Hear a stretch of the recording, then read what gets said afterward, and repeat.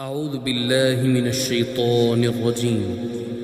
بسم الله الرحمن الرحيم. الحاقة ما الحاقة